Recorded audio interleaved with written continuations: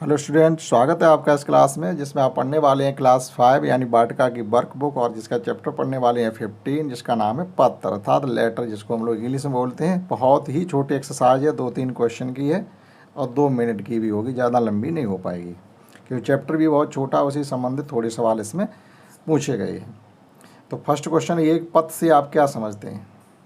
अब क्योंकि पत्रों का आना जाना ही बहुत कम हो गया, सब काम मोबाइल से होने लगे हैं, तो शायद ही अब आज के जो बच्चे होंगे उन्होंने पत्र, उनके घर पर कोई आया हो और डाकिया लाया हो तो उन्होंने देखा हो। ये बहुत बड़ी बात है क्योंकि अब पत्रों का आना जाना बंद हो गया, सब काम ऑनलाइन और मोबाइल से हो जाते हैं।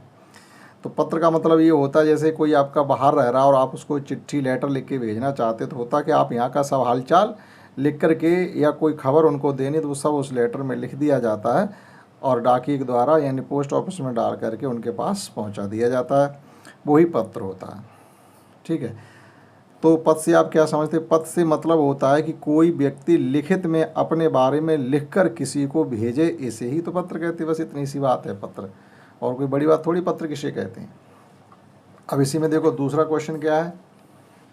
अब दूसरा ये, अपने द्वारा की गई किसी यात्रा, अगर आप किसी यात्रा पर भी गए हो, मान लो 1-2 दिन की यात्रा पर कहीं घूमने गए हो, तो उसके बारे में आप पूरी जानकारी शुरू से लेकर के लास्ट तक लिख करके और अपने किसी दोस्त के लिए बाई पोस्ट भेजिएगा, तो आपको एक लेटर भेजने का अनुभव हो जाएगा, पत्र लिखने का अनुभव हो जाएगा और उसको पूरी प्रक्रिया होती है दोस्त को भेजने के लिए, वो भी आपको एक जानकारी हो जाएगी।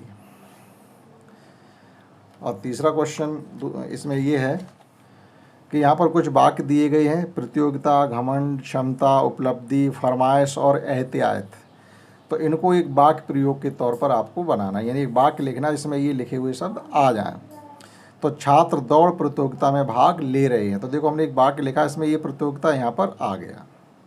घमंड का मतलब होता है कि हमें कभी भी घमंड नहीं करना चाहिए, तो ये देखो घमंड शब्द इसमें आ गया। क्षमता का मतलब है आपकी ताकत, जितनी क्षमता हो उतना कार्य करना चाहिए, तो क्षमता शब्द इसमें आ गया। उपलब्धि का मतलब होता है उसे प्रतियोगिता जीत कर बड़ी उपलब्धि प्राप्त की, तो उसने लिखें आप यहाँ पर, उसने प्रतियोगिता जीतकर बड़ी उपलब्धि हासिल की। उपलब्धि मतलब अचीवमेंट, आपको कुछ मिल जाए तो वो उपलब्धि कही जाती है।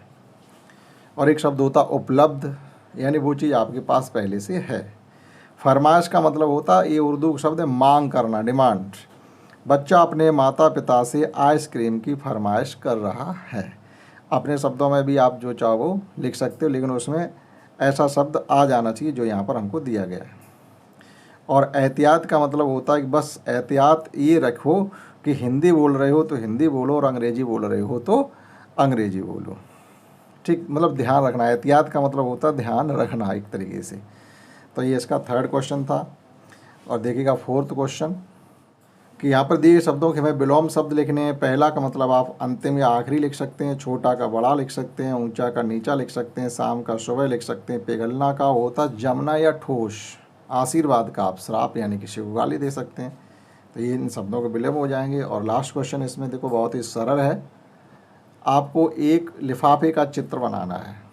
लिफाफे का चित्र का बनाना है, देखो यहाँ पर नमूना के तौर पर बनाया है, तो आप एक लिफाफे का चित्र बना सकते हैं।